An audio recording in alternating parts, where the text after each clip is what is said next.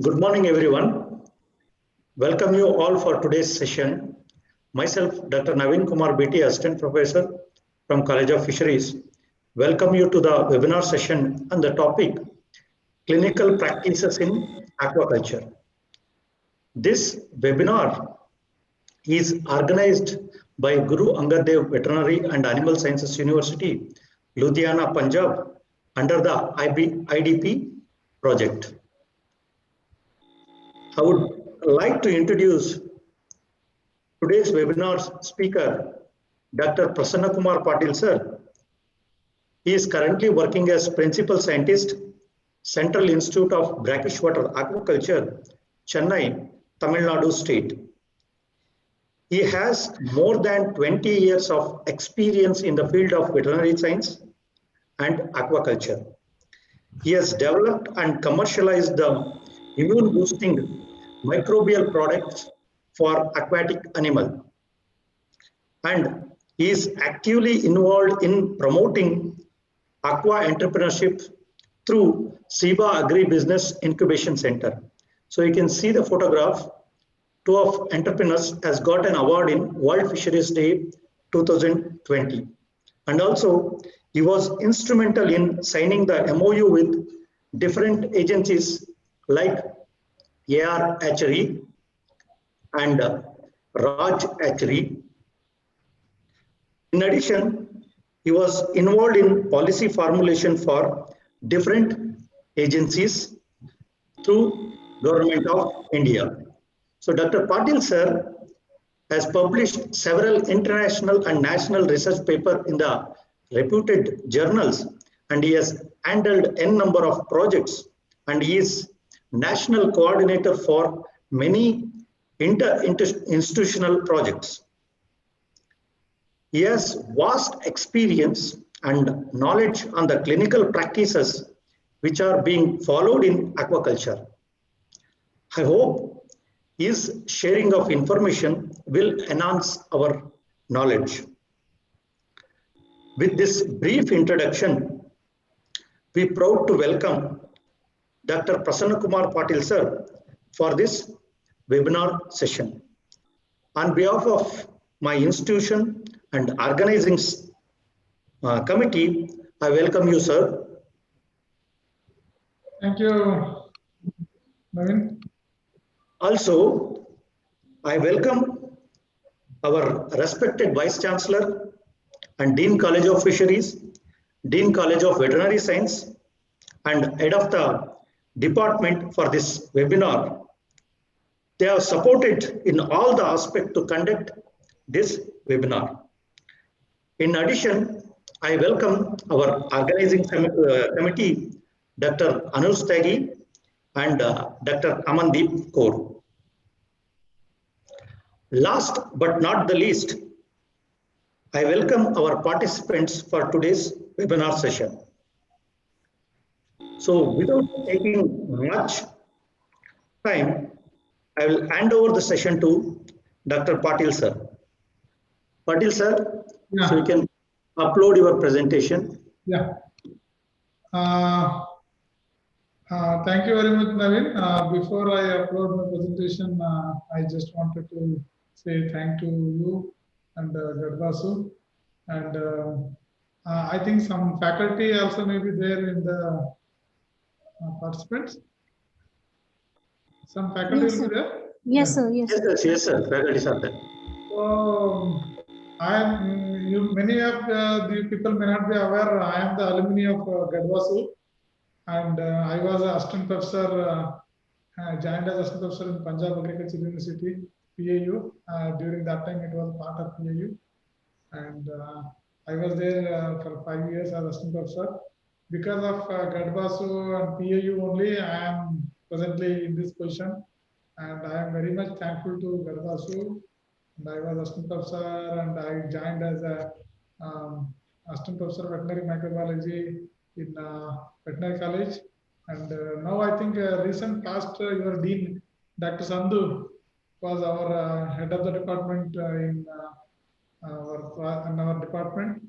And I lived in Ludhiana. I stayed in Athi Complex and I had a house. I bought a house in near that now multiplex is there in Firozpur Road. So I had a house there. My children educated in DA Public School, and I have very good memories of Ludhiana.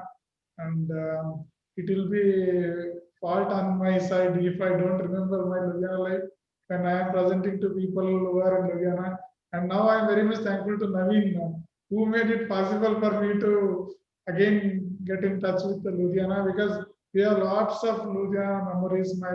I was blessed with twin daughters when I was in Ludhiana, and after my daughter birth only, I got a job in Ludhiana, and my all younger my children all primary education was in DA Public School opposite to Ludhiana Gate. So we were party when the partition of PAU and Gadwaso took place, and I was very much a part in veterinary college when animal biotechnology department was constituted. At that time, people who are involved in biotechnology from different departments were collected and animal biotechnology. Now I think it is a school of biotechnology, correct, Naveen? Yes, sir. Yes, sir. Now it is college. So sorry, sir. Now it is College of Animal Biotechnology. Oh, great! It was so nice. It was just it was nothing was there. You will not believe. We started that department purchasing my pipette from pipette to, and the whole old building was given to us. We painted, we did the flooring, and then bought each and every pen, pencil, and pipette to real-time PCR. Within 1 year, we brought the department, and that was a great memory for me. And it was a great learning experience. I had a very beautiful memory of Ludhiana. I love campus, walking in campus and campus life, library, canteen. I enjoyed my life. I was eating in a hostel canteen also, canteen also, and I love paratha, butter, and lassi. I enjoyed my life. So I am very much totally imbibed by whatever I am till as of now is due to only because of Ludhiana. If I had not joined as a professor in Ludhiana, I would have not come to ICR also maybe. That gave a platform. So I am very much thankful to all the faculty and Almighty for me to get an opportunity to work in a place like Ludhiana. And that is my starting of my life. So without wasting much time, because I thought it is not wrong on my part to spend 5 minutes on my life in Ludhiana, because this is now the fisheries college. What you are saying, it was some. I think fisheries college was not there. It was some godown or something, maybe some storage facility. I don't know that area, but definitely I was very happy, and I am very happy now. I'm very thankful to Naveen that he made it possible for me to again join with Ludhiana and remember my memories. Basically, I'm a veterinarian. I'm a veterinary microbiologist. I'm not a fishery expert to start with, and don't expect any great fishery knowledge from me. And there are experts like Naveen and other people in your college who are experts in fisheries.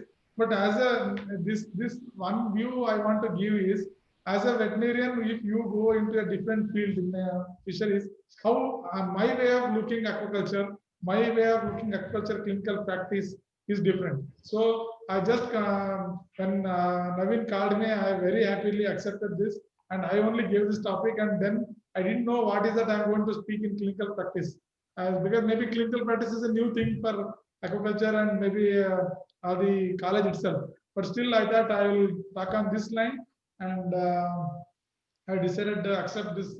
And my presentation will be somewhere between 20 to 25 minutes, Naveen. And after that, we will have a detailed discussion. And I know Yes, sir. Yes, sir. it is very difficult to hold undergraduate students more than 30 minutes. So I don't want to spend more than 25 minutes, including discussion. More than 30 minutes, I don't want to spend on the discussion. If they need any specific discussion, we can definitely take. Go ahead. Okay. So with this, I'm thanking all my seniors in Gadwasu, thanking Almighty for giving me opportunity. I will share my presentation. Shall I start, Naveen? Yes, sir. Yes, sir. So there is one key message to all the participants.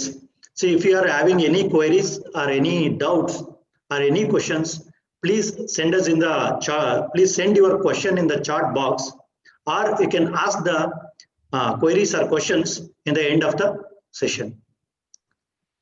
So, okay, sir. Please proceed, sir. Sharing my screen. Yes, sir. Please share. So,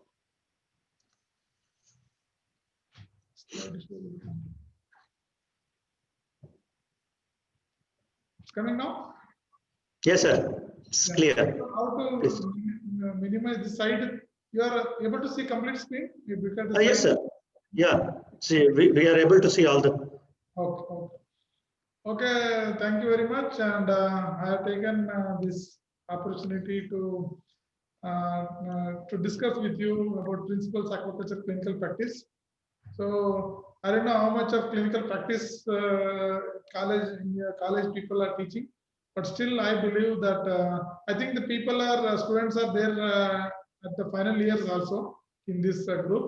So at least people after third year or fourth year during the last 2 years of your studies in the fisheries college, you should think of clinical practice in aquaculture because this is a new area. So normally in European countries and the clinical practice is normally aquaculture clinical practice is done by veterinarians.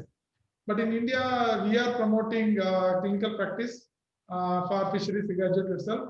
So you may be aware that there was an issue where initially maybe some 10 years back, and your curriculum was not having pharmacology and toxicology, that type of subjects. So there was an issue that in a national level that fishery graduates cannot prescribe medicines for fish because they are not aware of pharmacology. So then we have given our suggestion from our institute, and I was also one of the member in that, and I strongly advocated the inclusion of pharmacology and toxicology and drug-related activities, medicines in the aquaculture, in the BFSC curriculum. I think now all the undergraduate students are all taught about aquaculture medicine.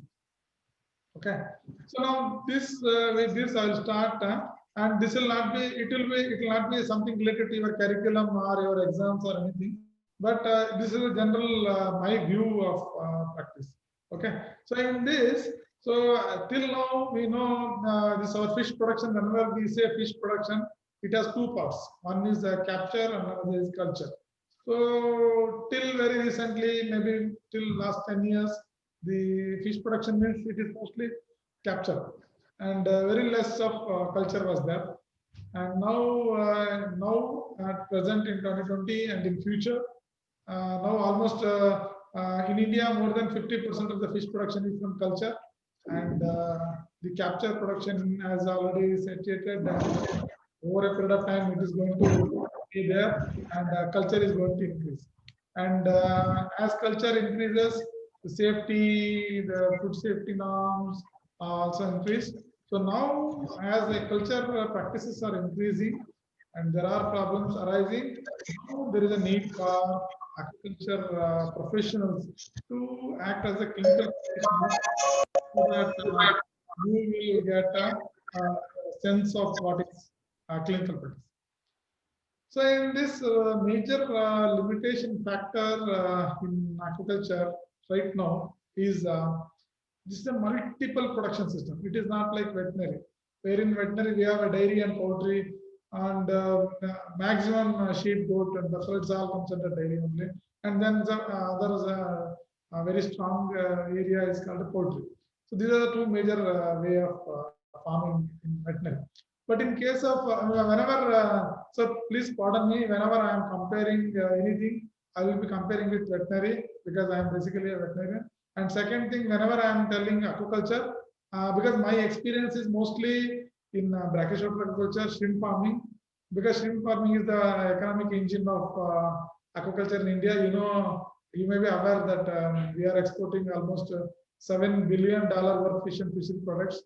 And for your kind information, shrimp is the single commodity which is the dominating agriculture product exported from India, which is more than basmati rice, You will not believe it is more than meat, and it is the number one agriculture commodity exported from India, with shrimp alone. I'm talking only farm shrimp.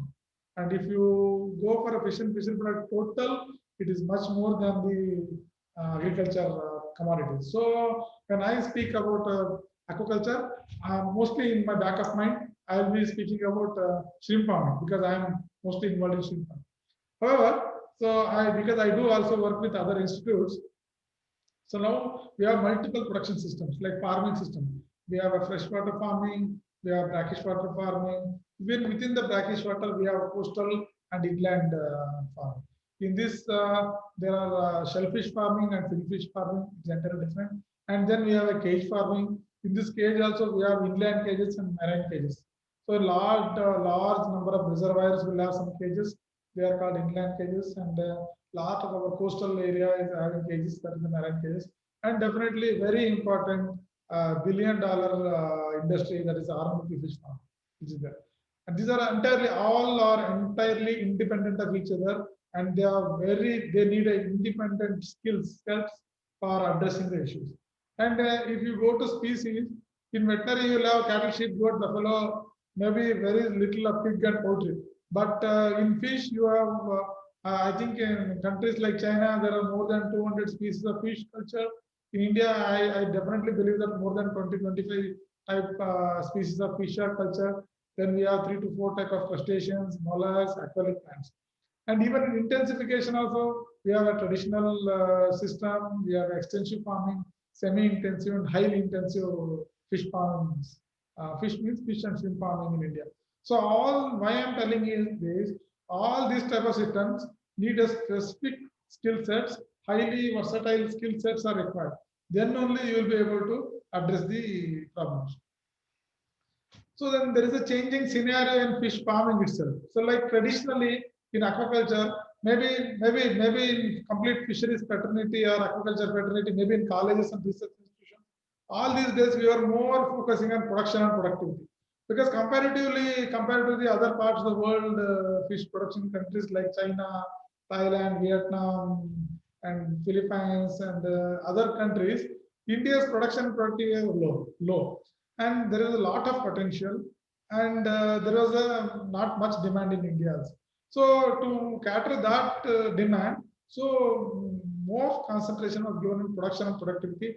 Emphasis was more on farm intensification, feed and nutrition, growth enhancement, high intensity, high density stocking, multiple harvesting. These are it was, I'm not telling that it was wrong. That was given more emphasis all these days. And this has created over exploitation of our resources. It has impacted the health of the animal and the environment. So now in future, present and in future, the more focus will be on sustainability. Because it looks like the production and productivity, whatever we have achieved over a period of last 1 to 2 decades, it can be sustained only if you go for responsible agriculture. So whatever production we have achieved, we have to sustain it also. So to sustain it, what we have to do is in future focus is on sustainability. So sustainability is mainly dependent on aquatic animal health welfare, which it depends, it is pivotal role to play with medicines and vaccines, and we have environmental safety and the biosecurity. Aquatic animal health and welfare, environmental safety and biosecurity, these are the very key important areas which are going to be responsible for our sustainability. Because achieving higher production, achieving higher productivity has to be sustained through these activities. And environmental safety through bioremediation, and we are also thinking about carrying capacity. I don't think maybe 10 years back anybody was talking about carrying capacity. Now we know what is the area, what is the carrying capacity in that particular area. And then biosecurity. So biosecurity was not given much importance. Maybe in freshwater aquaculture it is not that so important. Definitely it is very important in our brackish water aquaculture. So biosecurity will prevent the entry of pathogens and limit the spread of the disease. So what is the emerging threat? So we know that we have achieved a good productivity, we have achieved good production, we have achieved the scale, and we have expanded area, most of the coastal areas now doing good quantity of shrimp. Now that the shrimp is also being expanded to inland saline areas. I think large part of inland saline brackish water aquaculture is coming up now. Definitely Punjab is a very key area. Punjab, Haryana, and Rajasthan, Uttar Pradesh. These are the states which are coming up, little part of Gujarat. These are all coming up with the inland saline brackish water development. So with this type of scenario emerging in aquaculture, so there are two basic emerging threats. What are the basic emerging threats? Basic emerging threats are stress. Stress can be either abiotic or biotic stress. So abiotic stress, because of our more focus, maybe required at that time, more focus on production productivity, we have deteriorated our water quality, we have deteriorated our pond bottom quality. So because of over stocking and over feeding, what happens is toxic metabolites get accumulated. Because of disease issue and water shortage, we are not in a position to go for regular water exchange. So now you may be aware in aquaculture, in at least in shrimp aquaculture, is almost, I think, more than last 5 to 10 years, we are all following the zero water exchange. So once water is taken inside for farming, there is no water is exchanged, and very minimal water is added. That too treated quality tested water only is added from the reservoirs because of disease. So just imagine in a 1 hectare of pond, which is going maybe producing maybe up to maybe 7 to 8 tons of even if conservatively 7 tons of shrimp with 1.5 productive FCR will receive almost more than 10 tons of feed in a culture period of maybe 120 to 140 days, maybe 150 days maximum. So in 150 days without water exchange, just imagine 10 tons of feed goes, and almost 7 tons of shrimp will be there, and animals will be there. Their excreta over a period of 140 days, it all get accumulated in the water, in the pond, as we are not following any water exchange. With this type of scenario, as we know, more than almost only half of the feed is consumed by shrimp, and left rest half is going into the pond bottom. So that again adds into the pond deteriorating pond bottom.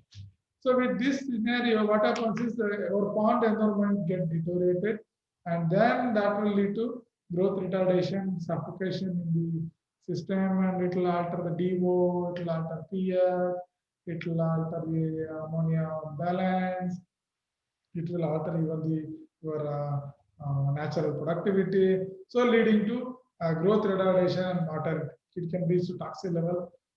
So it will ultimately deteriorate the environment. Even after this water is discharged into the environment, then receiving water bodies will receive this, and they should be toxic to them. Okay. So then from biotic stress, we have bacterial disease, viral diseases, fungal diseases, and parasitic infestation. And this, because of overstocking and overproduction and our higher intensity, these animals will be more susceptible to diseases. Because of their increased susceptibility, new diseases are emerging, and now in shrimp, as WSSC continues to, and EHP has emerged as a new disease, and you may be knowing in the news also that day by day new diseases, virus pathogens are emerging from countries like China, Vietnam, Thailand, and Cambodia. And this leads to loss of crop, and ultimately all these activities will impact the economic sustainability of the aquaculture. So now, what is the role of aquaculture professional? So now we know these are commercially important species of fish in India, like roe, katla, common carp. This is for freshwater. Fungus is for inland cages, and rainbow trout and golden fish are for golden marshal for cold water fisheries, and Asian sea bass and shrimp for brackish water, and cobia and marine fish. So as I know this now in this student group, you may go any part of the country or any part of the world and go and practice aquaculture. So it is very much essential that you should be aware of different agriculture practices, species, problems in the other parts of the country. Now you will not believe, like now shrimp farming is picking up in Haryana, Punjab, and Rajasthan, Rajasthan border, and consultants from professionals from Andhra Pradesh, Tamil Nadu are there in Rajasthan and Punjab. They are moving there and they are giving consultants. So I expect the people who are graduated from Gadwas now can be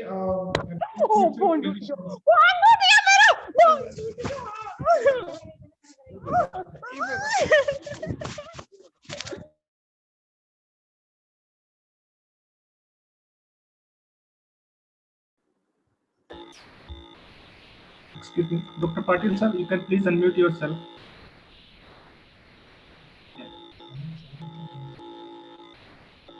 So everything okay? Yes, sir. How clear? Yeah. So in this scenario, and different parasitic infestations are there, different microbes are there.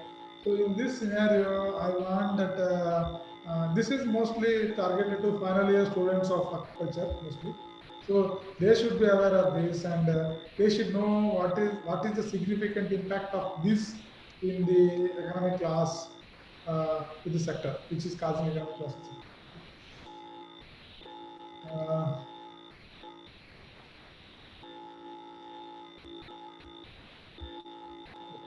So now, before going into clinical practice, I wanted to know, you should understand the economic burden of the disease.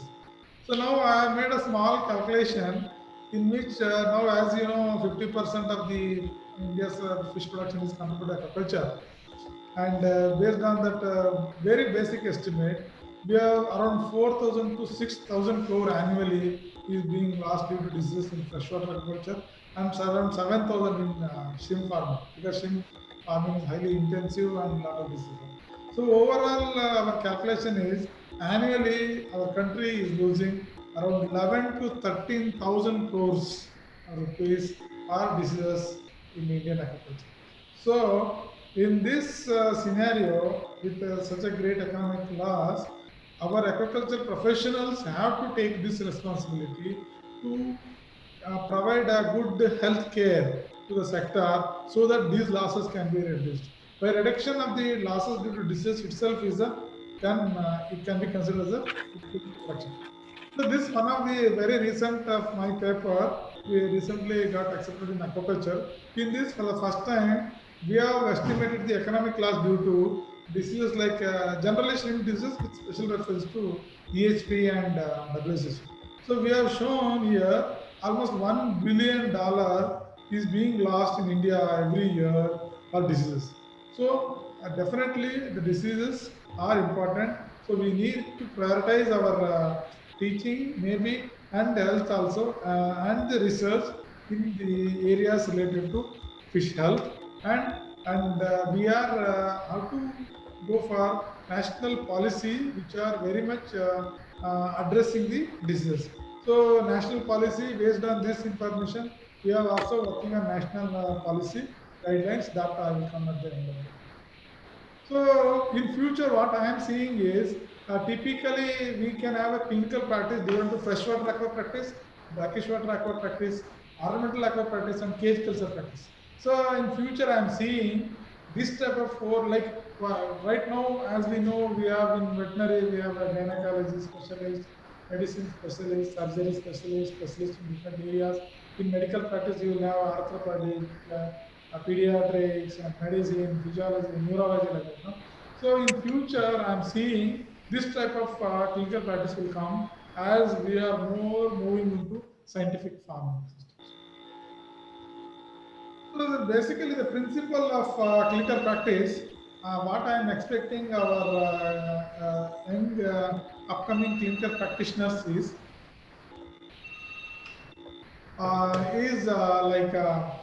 the purpose of our clinical practice. Our main purpose of our clinical practice is healthy culture system. So we have to give a healthy culture system by improving water quality and soil quality, and we have to go for growth promotion by higher survival, higher growth rate, and better FCR. And we should go for treatment, that is infectious diseases, parasitic infestation, and nutritional disorders. And then we go for prophylactic treatment like immune stimulation and vaccination. So in this is our purpose of clinical practice. So what are the precautions we have to take? So we have to take precaution on food safety and environment safety. These are very, very important, because food safety, because as we are going for intensification of farming and aquaculture, we are also using more and more medicines that is leading to residues in the food and emerging antimicrobial resistance AMR in the gut and the environment. And definitely use of these drugs,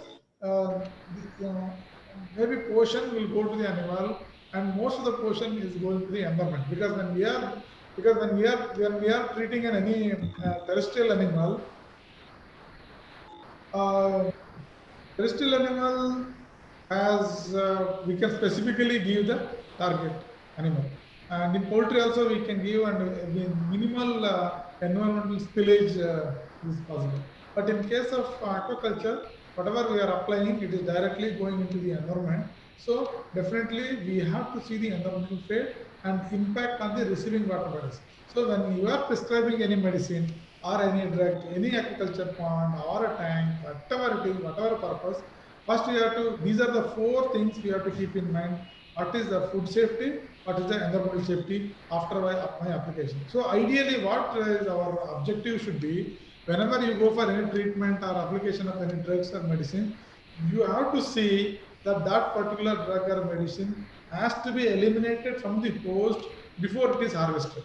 So, you know MRL, no? Maximum residual limit permitted, fixed by FSSA, food MRL.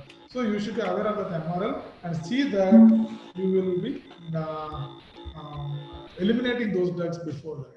So, okay, so the major, because this is a very overall presentation, I don't want to give very, very specific thing. The major clinical practitioners should know what are the different species of fish they are working with, and what are the common diseases in that area, what are the common environmental problems in that one, and then nutritional requirements of the fish we are working with, whether it is a ornamental fish, whether it is a food fish, or whether it is for export purpose, or it is a domestic purpose, or it is a brackish water, what is a shrimp, whatever it is. So nutritional requirement you should be aware, and then you should have a diagnostic capability, which will be both clinical diagnostics and laboratory diagnostics. So if you are well versed with the clinical diagnostic and laboratory diagnostic, and then you should be aware of farm biosecurity. So farm biosecurity is very important, your knowledge on biosecurity, and then ultimately you should be aware of authorized use of medicines and chemicals. So you should know what is the authorized use, what is the dose, which medicines should be used, which should not be used, which can be used, which cannot be used, which should be used at what caution. And then what is the fate of these drugs in the environment, and what are the food safety regulations of the particular country. For example, if you are practicing in India, if the food is or feed, whatever the fish is going to domestic market, our regulations are bound by FSSA. If you are working for any fish or shrimp which is exported to USA, then you are bound to abide by the guidelines of USFDA. If it is going to EU, you should be abide by the guidelines of EMA. If it is Japan, Japanese regulation, like this. So you should be aware where this food is going and what are the guidelines of that country before feeding. So as such, we know that aquaculture drugs or aquaculture products, they all originated from the 4 major areas.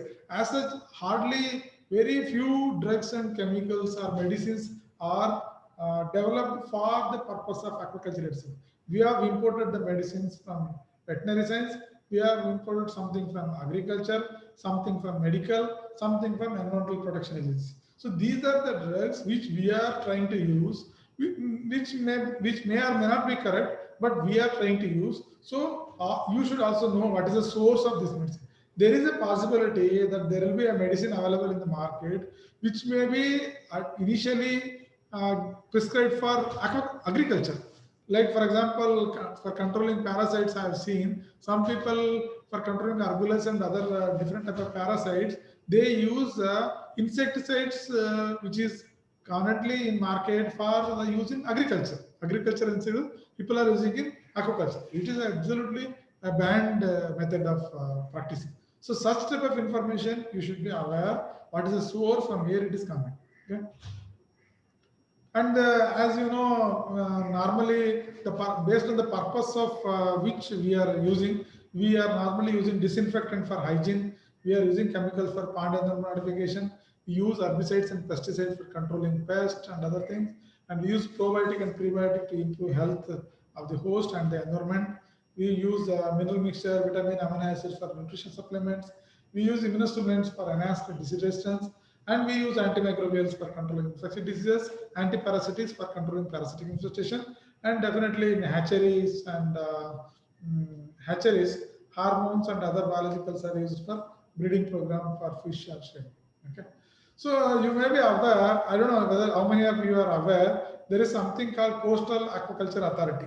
So now, though the name itself says Coastal Aquaculture Authority, this is under the Ministry of Fisheries and Animal Husbandry in the Government of India. So this is the authority which records the products, aquaculture products in the market, which is not only restricted to shrimp or coastal aquaculture. All the aquaculture products, all the medicines used in aquaculture are registered under Coastal Aquaculture Authority.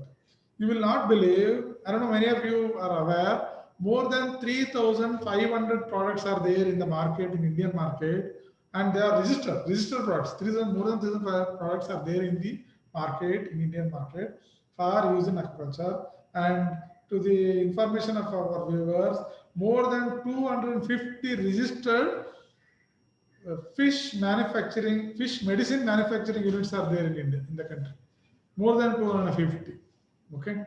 So how much is being used? We have done one national survey. Mostly my data is for shrimp. We are working on fish also. We have an all Indian enterprise on fish shells, and very soon maybe I am expecting Gadvasu is also part of that. I am trying for last 1 year because of in between this issue it could not happen. So now we know we are using almost 6 kg per ton of production. The disinfectants, around 16 kg probiotics, around 2.5 kg nutrition supplement, and more than 43 kgs of environmental modifiers. Mostly this huge number is due to we are included chemicals also which are used for pond preparation and cleaning of the ponds. That's why it is. And others are around 9 kg. So on an average, we are using around 78 to 80 kg of any medicines and chemical per ton of production.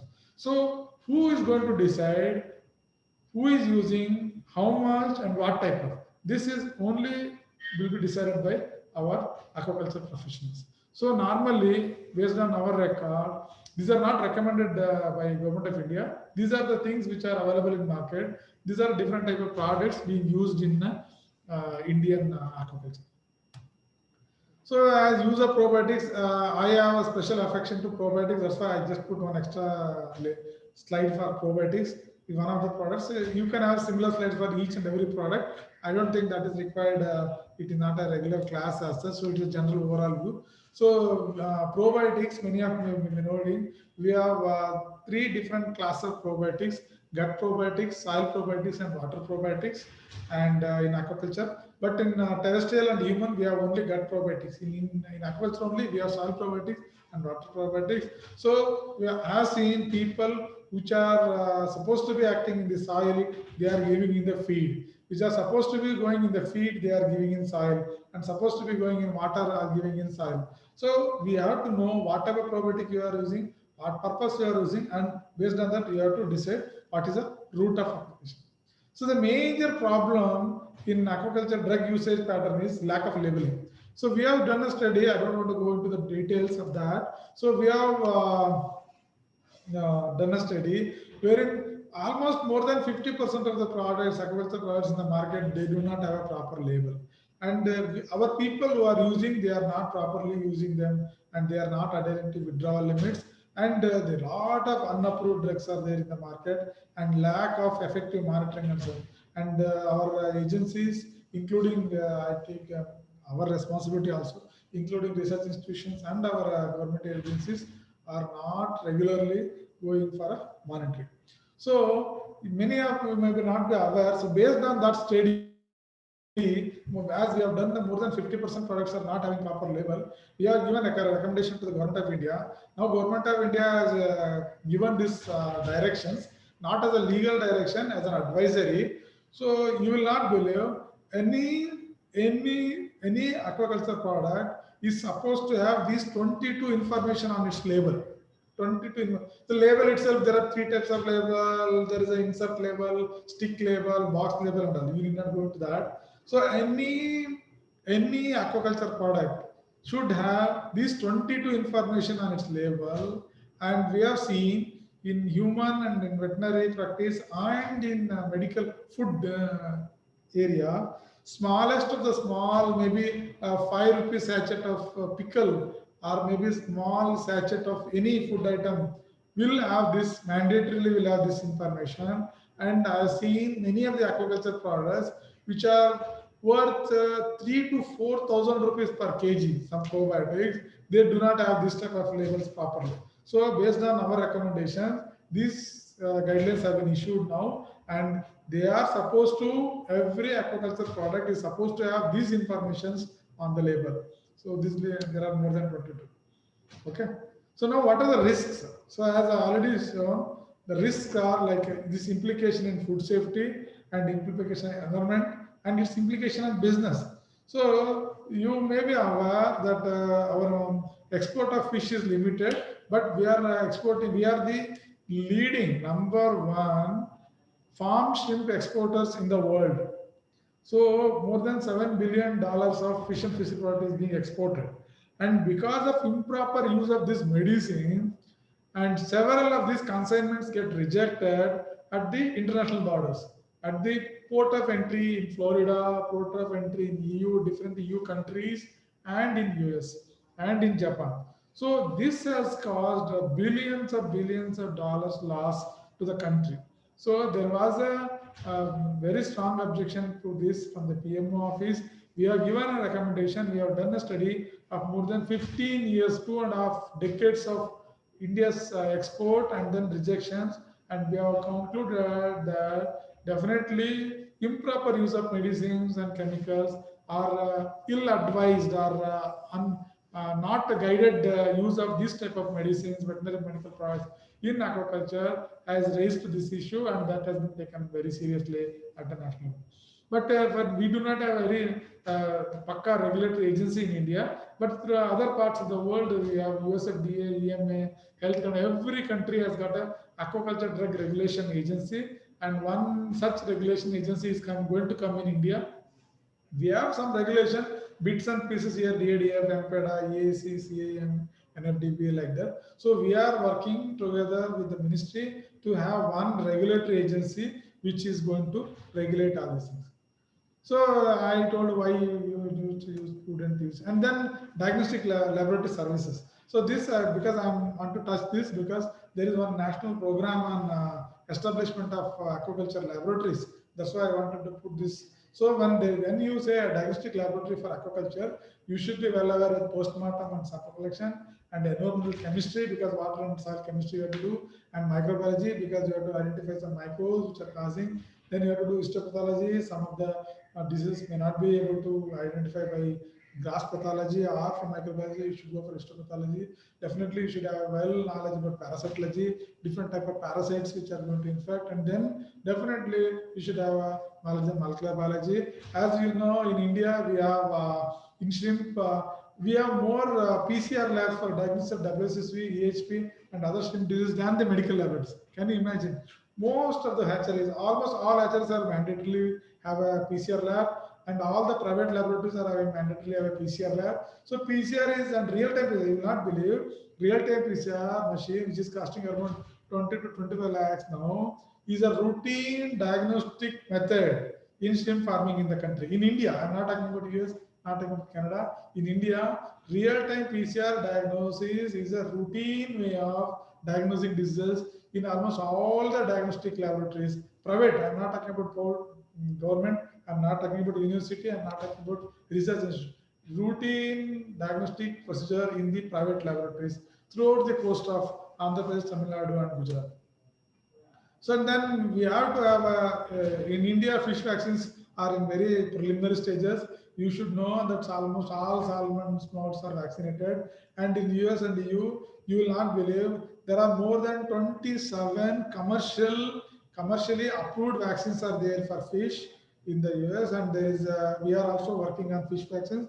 Very soon we are going to get vaccines, and definitely our clinical practitioners should be aware of these vaccines and vaccination protocols, requirement of vaccines, how they are used, and definitely a lot of consultancies will be coming for vaccinating fish in India.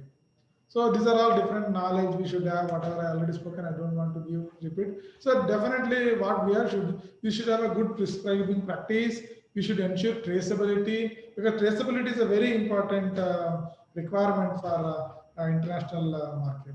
And then promote certification. A lot of certification agencies are coming up, and you should also advocate for crop insurance in India. Aquaculture crop insurance is not there right now. We are working on that, and almost I think recently we have signed an MOU with Oriental Insurance. Oriental Insurance is going to come with a crop insurance, and we are pursuing with the government of India to give some state governments to have some share of what is that? Some whatever that installment. So application of information technology definitely very important.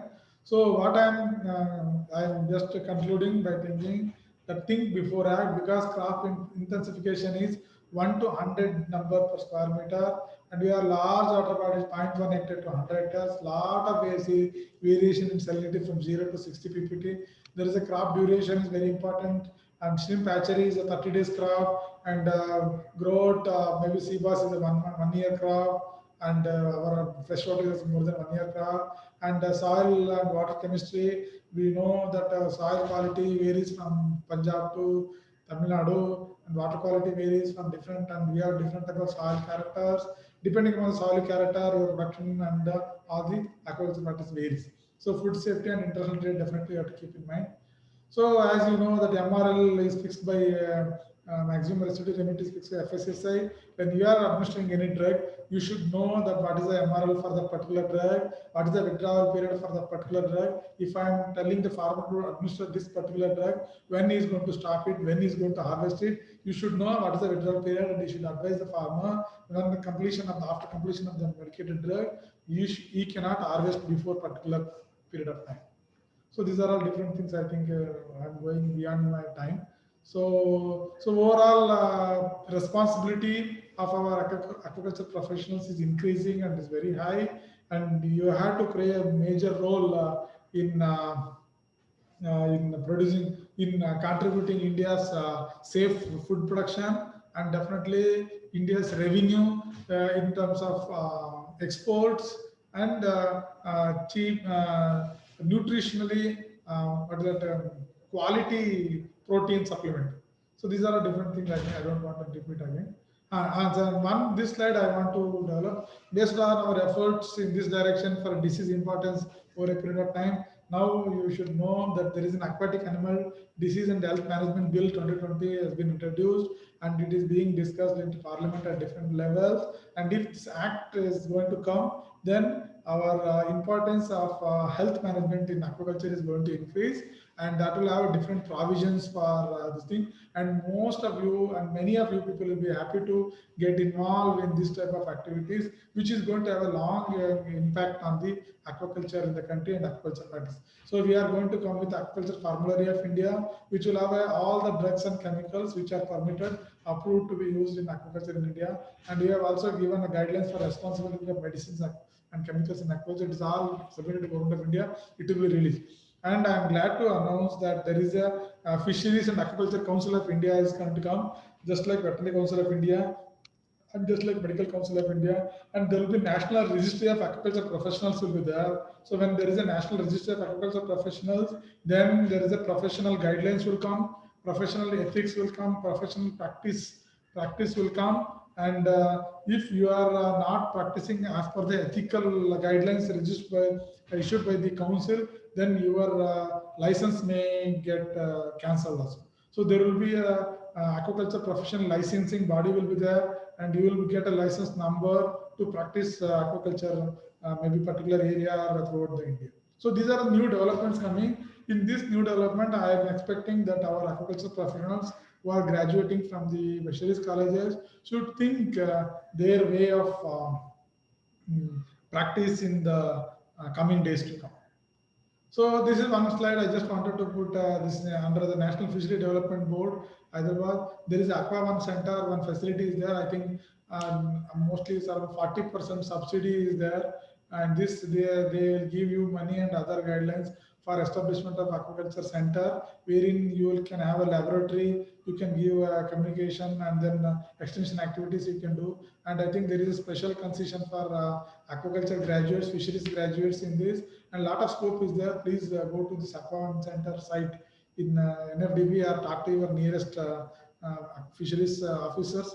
They will can guide you. And I hope some of the final year people can take up this as one of the entrepreneurship program. So finally, I just want to say that professional involvement of aqua practitioners is a very key factor for increasing our role in productivity, profitability, and prosperity to farmers. And overall, more importantly, we have to maintain the sustainability. So without sustainability, these things are no use. So please practice ethical clinical practice and see that our sustainability, production profitability maintains with the sustainability. Thank you very much. Kindly promote scientifically acceptable, socially responsible, and economically viable aquaculture in the country. I'm done, Naveen. Is it okay?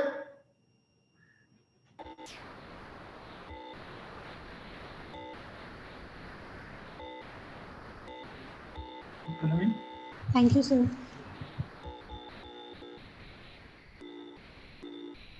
Hello? Yeah. Yes, sir. Yeah, I think my presentation is done. Can I unshare now? Yes, sir, please. Let it be. What is it? What do you want?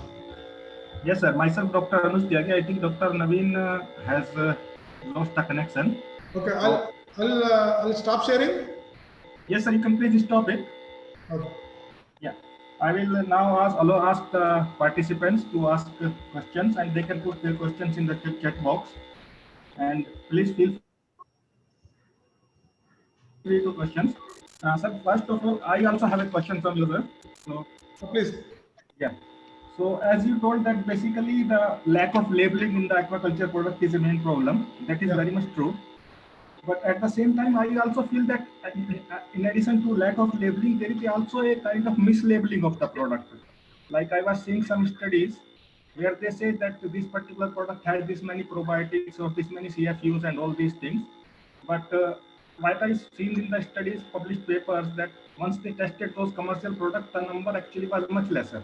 What is your idea about that, sir? Yeah, thank you very much, Doctor, for posing this question. When I say labeling means when the guidelines comes and then because registration authorities are not going into the content as such now, right now. So we are advocating that. We are even given standard manufacturing practices and then even standard quality control guidelines also we have given. And there is going to be I am advocating a national quality control test lab also. When that comes, this is all considered as a mislabeling, and whatever they are right on the label should be inside. If it is not, that it is considered as a mislabeling, and they will be liable for punishment with the penalty. That is all there in the clause. So because why these things are happening, because all these days, so we have done a survey, and you will not believe. There are several companies which produce medicines for both veterinary and aquaculture. Okay, so you go to the same company product for veterinary, they have a complete pakka label, everything. A content inside is different. That we can talk separately. Everything pakka. For the same company producing a product for aquaculture, no proper labeling. Why? Because nobody has asked them, and nobody knows that it is required. And as a professional, we have never asked. And as a manufacturer, they want to give you in bag only. If you don't ask them, they will give you in bori. Bori mein bhar ke de denge. They don't mind. Okay. So it is our responsibility to press for quality. So now this thing has come based on this CA has come. Now ministry, now as you know, at a national level, fisheries has taken a very important role. Now previously animal husbandry was also part of the fishery was part of animal husbandry. Now we have a fisheries, animal husbandry and dairy. The department itself has changed to fisheries, animal husbandry and dairy. It is not animal husbandry, fisheries and dairy. It is not animal husbandry, dairy and fisheries.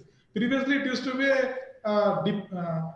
in the animal husbandry used to be part of agriculture ministry itself as a department of animal husbandry, dairying and fisheries. Now can you imagine, now we have a cabinet minister with a fisheries as a first name. So now this importance has come, new as you know PMMSY has come, and now we are also actively pursuing. I just wanted to bring these things into this forum because our new graduating people should also know about this. When they go out, they should see a box.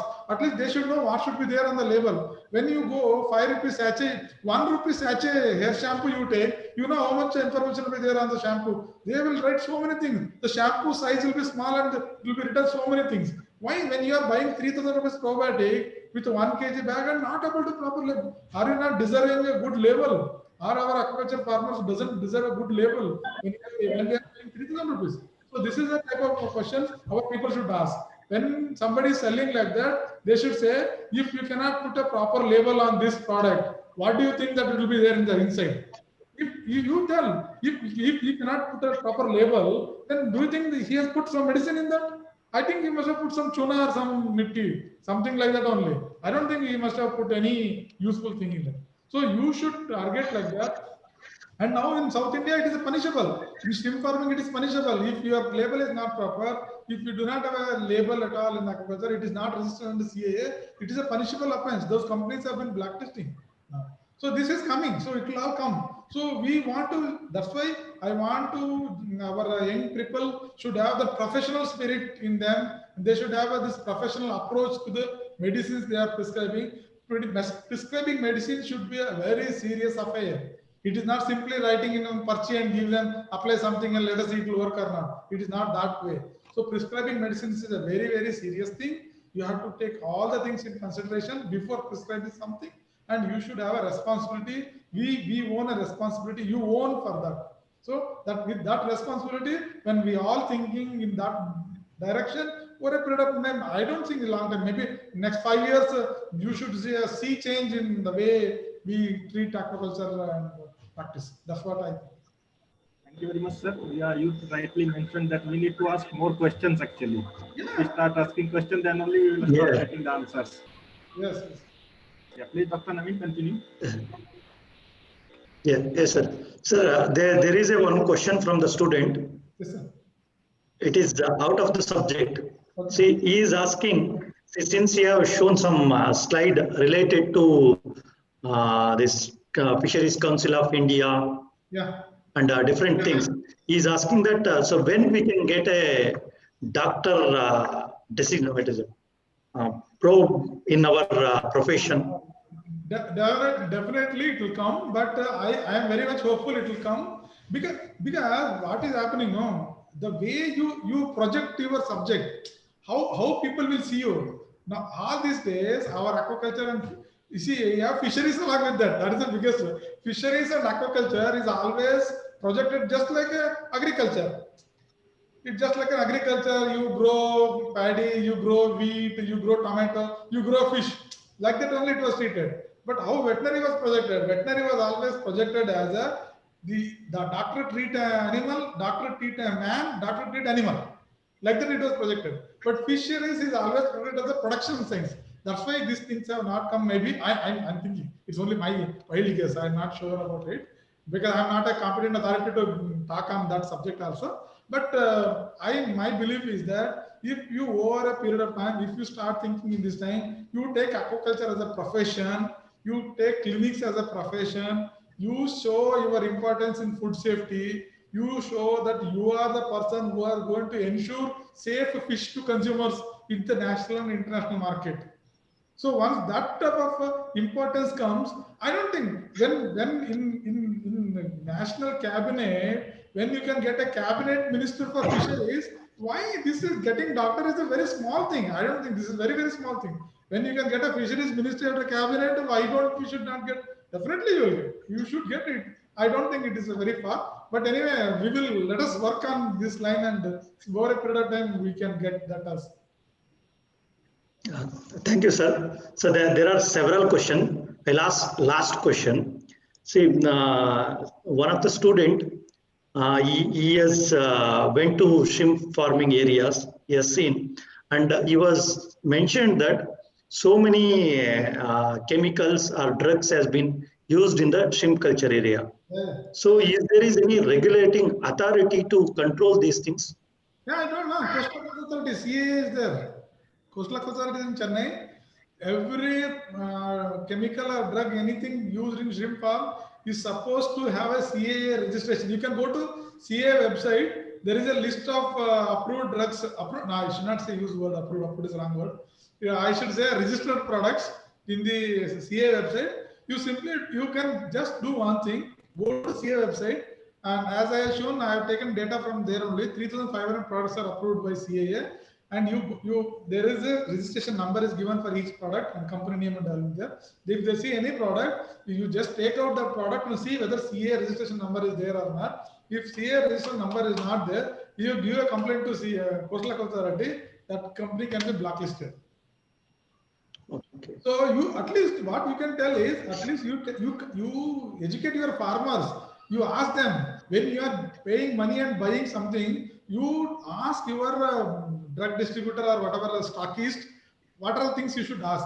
First, you should ask whether it is CA registered or not, and whether the label is pakka or not, whether the expiry date is written or not, whether proper contents are written or not. Can we ask such things? You should tell the shop owner, I will buy only, it may be some 10 rupees more. I will buy only a product which has all this in the label. Otherwise, I will not buy.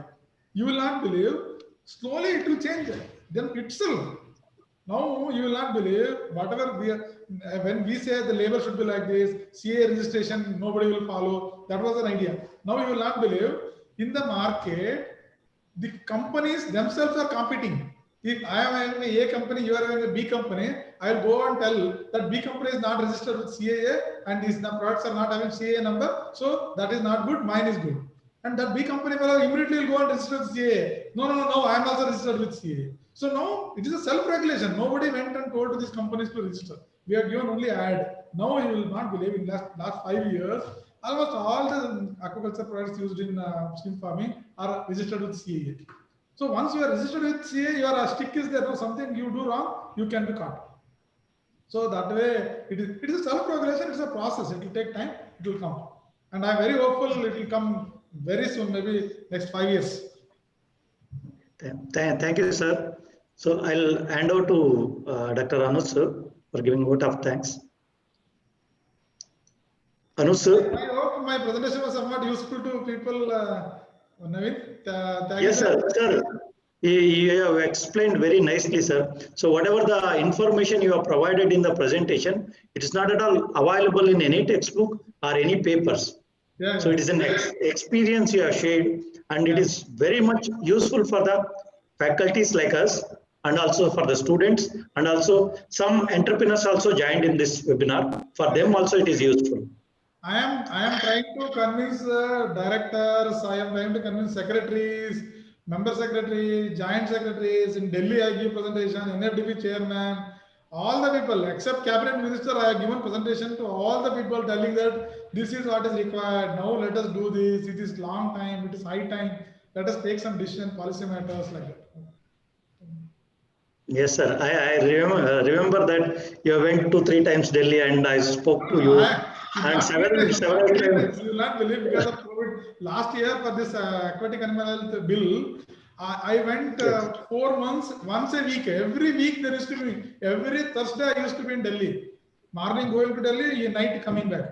Just like a duty, I used to go to Delhi and catching. I had a pass. No, you will not believe. I am working in Chennai and I am having a railway pass in Delhi. Delhi metro pass. Because I so frequently go to Delhi for that metro. So if you go to the secretary keep changing. Okay? Ministers keep changing. These people are not aware of the sector. So we have to go out of our cocoon. we have to talk to people, tell them this is aquaculture, this is fisheries, this is food safety, this is important, this is export, this is production, this is farmers' income, how this is going to affect. So if you keep on telling only, people will think, "Ah, this fellow is talking too much, let us listen to him." If I tell 10 times, at least 2 people will listen. So my job is only to keep on talking. So that at least one fellow out of 1% also listen, I think that I am happy, served my purpose. Thank you, for sir. the opportunity. Sir, thank you, sir, because you are doing a lot for our fisheries professional. And I think next generations, whoever comes now join for the fishery professional, they will utilize these opportunities, whatever you have generated for them. Thank you, sir. Anuj, sir, please. Yeah. So once again, good morning to you, sir, and all the participants. So myself, Dr. Anuj Tyagi, Assistant Professor Fish Microbiology, and I have been given the task of presenting the formal vote of thanks. But before I start, sir, we are very much thankful for sharing your memories of Kadwasu, Ludhiana, and I'm sure after sharing listening to your warm experiences, all the faculty and staffs here must have, and students here must have felt very much connected to you. And I thank you very much for sharing your experiences of Kadwasu, Ludhiana, and your warm memories of this place, of your stay. Now, coming to the formal vote of thanks, I thank you very much, sir, for presenting this webinar on clinical practices in aquaculture. But I would also like to highlight a couple of points. One important thing that a couple of things you mentioned in the presentation, there were some of the very good, basically some very good data sets for the benefit of our students. Though everybody says that diseases are causing that much loss, this much loss, but what you have shown us a kind of concrete data. So like concrete data on the economic impact of the diseases, registered product, and data about the chemicals being used in the aquaculture. So that shows our students actually what is the severity of situation or what is the exact situation, and they get basically background information. And I also appreciate that collecting this kind of data is not an easy task. Doing this kind of work, collecting this data, it's a tremendous work, and that must be appreciated, sir. Also, I would like to thank you for highlighting the issue regarding the drug uses in the treatment in terms of residual limits, environmental impacts, and all these factors. And also making sure that products which are coming in the future and submitting your recommendations that they should be properly labeled so that our farmers and our stakeholders benefit better from those products. And I would also like to thank you for sharing the last slide on the Aquabon Center to our students. I'm sure they might have known that there is something like this, activity like this can be started, and it might have opened their mind. So overall, it was a very wonderful presentation, sir, and thanks a lot for your time and kindly agreeing to this. And I would also like to thank some of our own people with whom support actually we were able to conduct this webinar. I would like to thank our Honorable Vice Chancellor, Dr. Indrajit Singh, our Dr. SPS Gumman, our PI of the IDP project and Dean College of Veterinary Science, Dr. Miradi Ansal, Dean College of Fisheries Science, Dr. Vanit Indarkor, who is head of the Department of the Aquatic Environment. And also I would like to thank Dr. Naveen Kumar Bitti, Organizing Secretary, and Dr. Amandeep Kaur for coordinating this event. Overall, I thank all the participants, one and all, and thank you very much, sir, for presenting this webinar. Thank you very much. Thank you, sir. Thank you, sir. Thank you. It was a great session. Yeah, thank you, sir. I'm having a 5-year review going on. In between, I took 1 hour gap and I'm going to meeting again. Because online, our 5-year review is going on since yesterday. And okay. Today. So I have taken a permission of 1 hour so that I should not say no to you. Okay. So, sir, thank you very much. Thank you, Tyagi. Thank you, sir. Thank you, sir. Thank you. Shall I leave now? Yes, sir. Thank you, sir. Yes, sir. Okay, thank you. Thank you.